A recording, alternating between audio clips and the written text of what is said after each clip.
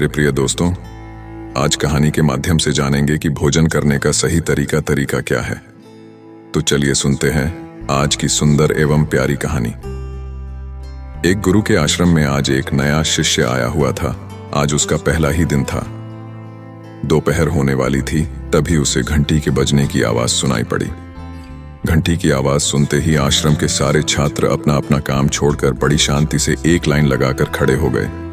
तभी अंदर से कुछ छात्रों ने दो बड़े बड़े बर्तनों में भोजन लेकर आए और बगल में पेड़ के पत्तों से बनी थालियों का एक बंडल रख दिया। छात्र एक एक कर जाते और थाली में भोजन लेते हैं, लेकिन नए शिष्य के लिए हैरान करने वाली बात यह थी कि बच्चों की कतार भोजन के बर्तनों से कुछ 5 हाथ की दूरी पर थी और कतार में से एक छात्र जब भोजन के बर्तनों की तरफ बढ़ता तो वह खुद को थोड़ा झुका लेता, जैसे कि वह भोजन को प्रणाम कर रहा हो। फिर वह बड़े शांत भाव से भोजन को थाली में रहता और वहां से दूर जाकर बाकी छात्रों के साथ एक लाइन बैठ जाता। फिर वह कुछ समय तक बड़े ध्यान से अपने दोनों हाथ जोड़कर आंखें बंद करके कुछ समय तक ध्यान करते और फिर बड़े ही प्रसन्नता और शांत मन से भोजन करता। उस छात्र ने भी भोजन लिया और सभी के साथ भोजन किया। उसने यह भी अनुभव किया कि सभी छात्रों को जरूरत है, थोड़ा कम भोजन परोसा जा रहा था। भोजन करने के बाद सभी छात्र कुछ उस समय के लिए आराम करने लगे। कुछ देर तक आराम करने के बाद सभी छात्र फिर से अपने अपने काम में लग गए। सभी शाम होने तक अपने अपने कामों में लग रहे। फिर अचानक से एक घंटी बजने की आवाज आती है और सभी छात्र फिर से अपना अपना काम छोड़कर हाथ पैर धोते हैं, खुद की सफाई करते हैं और कुछ देर बाद फिर से सभी एक कतार में लग जाते हैं। अभी सूरज डूबने में कुछ समय बाकी था और यह छात्रों के भोजन का समय था। इस समय भी सारे छात्र सुबह की भांति भोजन लेते हैं और ग्रहण करते हैं। उसके बाद सारे छात्र आश्रम के आसपास ही टहलते रहते हैं और आपस में बातें करते हैं कि थोड़ी देर बाद आश्रम के अंदर से एक आवाज आती है और सारे छात्र एक कक्ष में जाकर एकत्र हो जाते हैं। फिर आश्रम के गुरु आते हैं और सभी साथ में बैठकर ध्यान का अभ्यास करते हैं। काफी देर तक ध्यान का अभ्यास करने के बाद सारे छात्र शयन कक्ष में जाते हैं और सो जाते हैं। नया छात्र भी सबके साथ यही करता है। उसे यह सब अजीब लग रहा था क्योंकि उसने आज तक ऐसा अनुशासित दिन व्यतीत नहीं किया था और ध्यान कक्ष में भी ध्यान करने में उसका मन नहीं लग रहा था। लेकिन किसी तरीके से सबके साथ उसने सब कुछ किया और फिर सो गया। सुबह प्रातःकाल जल्द ही सारे छात्र उठ गए। उनकी आवाज सुनकर वह नया छात्र भी उठ गया। उसका और सोने का मन कर रहा था, लेकिन उसने किसी तरीके से अपने मन को समझाया और बाकी शिष्य जो कर रहे थे वही वह भी करने लगा। सारे छात्रों को दैनिक कार्यों से निवृत्त करने के बाद गुरु के पास जाकर ध्यान करने बैठना होता था। नया छात्र भी उन सबके साथ ध्यान करने बैठ गया, लेकिन उसका मन भटक रहा था। वह सोच रहा था कि मैं यहाँ क्यों आ गया हूँ। लेकिन किसी तरीके से उसने अपना वक्त काटा और ध्यान से हटने के बाद सभी सदस्य फिर से अपने अपने कामों के लिए निकल पड़े। कोई भिक्षा मांगने, कोई बगीचे की देखभाल करने, तो कोई खाना बनाने, किसी को सफाई करनी है। जिन छात्रों को जो काम दिया गया था वह अपने काम पर निकल पड़ा, लेकिन वह नया छात्र वहीं खड़ा रहा। गुरु की नजर उस छात्र पर पड़ी तो उन्होंने उसे अपने पास बुलाया और पूछा, क्या हुआ, कुछ परेशानी है? शिष्य ने कहा, नहीं गुरुजी, कोई परेशानी नहीं है। गुरु ने कहा, चिंता मत करो, कुछ दिनों में तुम यहाँ के सारे तौर तरीके सीख जाओगे। इतना कहकर गुरु जाने लगे, लेकिन वह शिष्य वहीं खड़ा रहा। तो गुरु ने कहा, मुझे लगता है तुम्हारे मन में कोई प्रश्न चल रहा है, पूछो क्या प्रश्न है? उसने संकोच भरी आवाज में पूछा, गुरुजी, जब मैं कल आया तो मैंने देखा कि सारे बच्चे भोजन के सामने अपना सिर झुका रहे थे और भोजन करने से पहले हाथ जोड़कर कोई प्रार्थना कर रहे थे। आखिर सारे शिष्य भोजन से पहले ऐसा क्यों करते हैं? क्या आप मेरी इस जिज्ञासा को शांत कर सकते हैं? गुरु ने कहा, जरूर, लेकिन इसके साथ ही आज मैं तुम्हें भोजन करने के सही तरीके और भोजन के दौरान की जाने वाली गलतियों के बारे में विस्तार से बताऊंगा।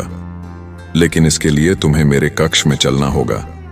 शिष्य गुरु के कक्ष में जाकर उनके सामने बैठ जाता है। गुरु कहना शुरू करते हैं। सभी छात्र भोजन के समय अपना सिर झुकाकर भोजन के प्रति अपना आभार प्रकट कर रहे थे और जब वह छात्र हाथ जोड़कर आज का भोजन देने के लिए ब्रह्मांड की अनंत शक्ति को धन्यवाद कह रहे थे, साथ ही उस किसान को जिसने भोजन को उगाया उस मजदूर जिसने उस भोजन को आश्रम तक पहुंचाया और उस रसोइये को जिसने उस भोजन को बनाया, उन सब के प्रति आभार प्रकट कर रहे थे। शिष्य ने पूछा, क्या आभार प्रकट करने से कुछ होता है?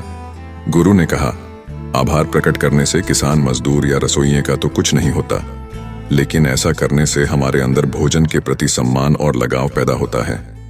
और आभार प्रकट करने से हमें आंतरिक शांति मिलती है, जिससे हम ज्यादा शांति से भोजन कर पाते हैं। साथ ही शांत मन से किया गया भोजन आसानी से पचता है और शरीर में लगता भी है। गुरु ने आगे कहा, थाली में रखा भोजन जिसे हम ग्रहण करने वाले हैं, वह कुछ समय बाद हमारे शरीर का एक हिस्सा बन जाएगा। इसलिए हमें उस भोजन को किसी बाहरी पदार्थ के रूप में नहीं, बल्कि अपने शरीर के एक हिस्से के रूप में देखना चाहिए। और यही कारण है कि भोजन ग्रहण करने के पहले सारे छात्र उस भोजन को बड़े शांति दृष्टि से देखते हैं। गुरु ने शिष्य की तरफ देखकर कहा, अब हम बात करेंगे भोजन करने के सही तरीकों के बारे में। गुरु ने कहना शुरू किया कि दिन में सिर्फ 2 बार ही भोजन करें। भोजन को पचाने के लिए हमारे शरीर की ऊर्जा का एक बहुत बड़ा हिस्सा खर्च होता है। अगर हम पूरे दिन हर कुछ समय बाद खाते ही रहते हैं, तो हमारा शरीर भोजन को पचाने में भी व्यस्त रहेगा। तो हम हर समय भारीपन और आलस्य महसूस करेंगे। साथ ही हमें हर समय ऊर्जा की कमी महसूस होती रहेगी, जिससे हम किसी भी काम में अपना सर्वश्रेष्ठ नहीं दे पाएंगे। एक बात याद रखो, जिस भोजन से तुम्हारे शरीर को आलस है और भारीपन महसूस हो, तो इसका मतलब है कि वो भोजन तुम्हारे शरीर को स्वीकार नहीं है। तुम्हारा शरीर ऐसे भोजन के लिए मना कर रहा है, इसलिए तुम्हें ऐसा भोजन नहीं करना चाहिए। गुरु ने कहा, दूसरी बात, जब तुम्हारे सामने भोजन हो तो उसे हमेशा अपने हाथों से खाओ, उसे किसी चम्मच या किसी अन्य वस्तु से ना खाएं।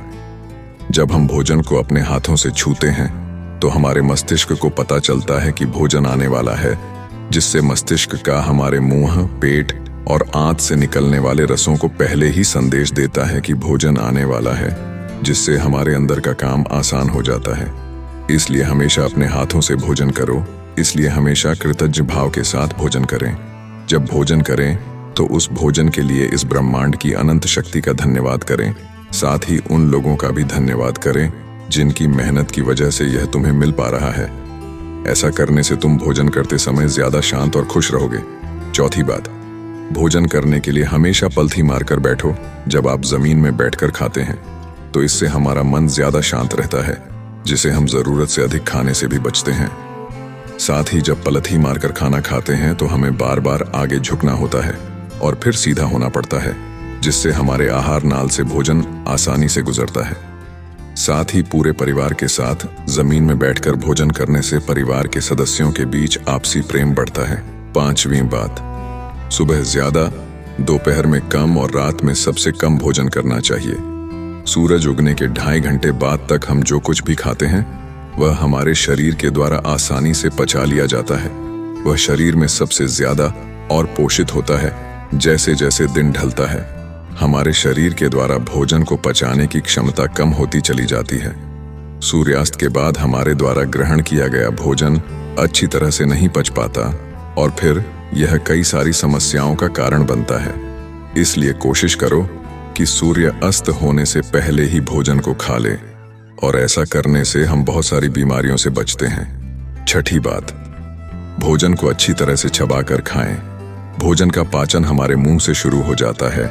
जब हम अच्छी तरह से चबाकर खाते हैं, तो पाचक रसों को भोजन को पचाने में आसानी होती है, जिससे हमारे शरीर की कम ऊर्जा और समय भोजन को पचाने में लगता है, जिसकी वजह से हम ज्यादा हल्का और ऊर्जावान महसूस करते हैं।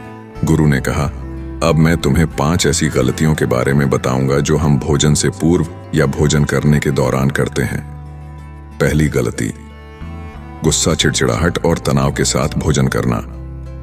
जब हम गुस्सा और तनाव जैसी मानसिक विकृति के साथ भोजन करते हैं, तो हमारे शरीर पर भोजन का गलत प्रभाव पड़ता है। यहाँ तक कि जो इंसान भोजन बना रहा था, उसके मानसिक अवस्था कैसी थी, इस बात का भी हमारे भोजन पर प्रभाव पड़ता है। दूसरी गलती, बिना भूख लगे भोजन करना। याद रखो, बिना भूख खाया गया हर एक निवाला हमारे स्वास्थ्य के लिए जहर का काम करता है, क्योंकि यह भोजन ठीक से पचता नहीं और फिर यह हमारे शरीर में गंदगी के रूप में चिपक जाता है।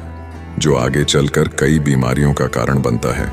लोगों को लगता है कि अगर वह ज्यादा खाएंगे तो उनके अंदर ज्यादा ताकत बढ़ जाएगी, जबकि होता ठीक इसके विपरीत है। ज्यादा खाने से हमारी याददाश्त कमजोर और हम थका हुआ महसूस करते हैं। तीसरी गलती, बहुत सारी चीजें एक साथ खाना। हमारे शरीर में अलग अलग भोजन पदार्थों को बचाने के लिए अलग अलग पाचक रस का उपयोग होता है। जब हम बहुत सारी चीजें एक बार में खा लेते हैं तो हमारे शरीर यह निश्चित नहीं कर पाता कि अभी कौन से पाचक रस की जरूरत है, जिसकी वजह से बहुत से खाना ठीक से पच नहीं पाता और फिर यह बहुत सारी समस्याओं को जन्म देता है। चौथी गलती, भोजन के तुरंत बाद काम पर लग जाना। जब भोजन करते हैं तो उस भोजन को बचाने के लिए बहुत सी ऊर्जा की जरूरत पड़ती है, और अगर हम खाने के ठीक बाद काम पर लग जाते हैं तो हमारे मस्तिष्क और पेट के बीच यह जंग शुरू हो जाती है कि ज्यादा ऊर्जा का उपयोग कौन करेगा। यही कारण है कि सालों से यह प्रथा रही है कि खाने के बाद कुछ समय के लिए आराम करने का समय दिया जाता है, ताकि वह अपने काम को आसानी से कर सके। इसलिए हमेशा खाने के बाद थोड़ा सा आराम करो, फिर काम के लिए जाओ। पांचवा, उपवास न करना। कुछ लोग मानते हैं कि उपवास करने से शरीर में कमजोरी आती है, जबकि ऐसा नहीं है। उपवास करने से हमारे शरीर को उस गंदगी को बाहर निकालने का मौका मिल जाता है जो काफी समय से हमारे शरीर के अंदर फंसी हुई थी।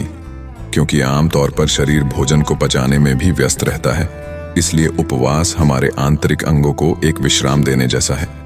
जब वह अंग खुद की मरम्मत कर पाते हैं और सही से उस गंदगी को बाहर निकाल पाते हैं जो अंदर पड़ी पड़ी सड़ रही होती है। इसलिए महीने में कम से कम 2 बार उपवास जरूर रखें। इसके बाद गुरु अपनी बात समाप्त करते हुए गुरुजी ने शिष्य के सिर पर हाथ रखा और कहा, बेटे, मुझे लगता है कि अब तो मैं आपको सब कुछ समझ चुका है, इसलिए तुम जाओ और आश्रम के दूसरे बच्चों के काम में उनका हाथ बटाओ। यदि अगर तुम्हें कोई समस्या हो या मन में कोई प्रश्न हो तो मेरे पास आ सकते हो। उसने गुरु को प्रणाम किया और वहां से चला गया। मेरे प्यारे दोस्तों, वीडियो यहीं पे समाप्त होती है। अगर हमारे चैनल पर आप पहली बार आए हैं तो हमारे चैनल को सब्सक्राइब कर लें, ताकि जब भी हम कोई नया वीडियो अपलोड करें तो आपको नोटिफिकेशन मिल जाए।